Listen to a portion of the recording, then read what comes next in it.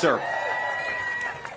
The New York Times, I wanted to ask you about the latest economic news from this morning, with inflation now being under 3%, the lowest rate since mid-2021. What is your sort of reaction to that news? Well, I think the crowd reaction says it all. Look, when they say that inflation is down, they mean from a baseline where groceries are already 30% more expensive than they were when Donald Trump was president. And they're not saying it's coming down, they're just saying it's not going up as fast as it was 3 years ago. That is not a reputation or a record to brag on, that's a record to be ashamed of. Why did it take them so long to get inflation to where it is, and why are prices so high? It's because Kamala Harris failed to do her job. So if they want to go around, and this is, you know, it's funny.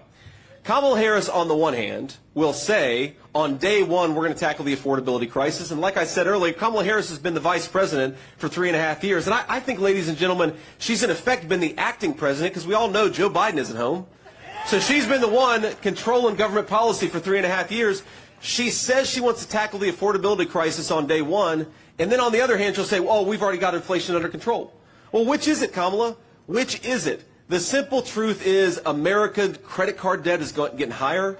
Americans are finding the basic necessities of middle-class life less affordable.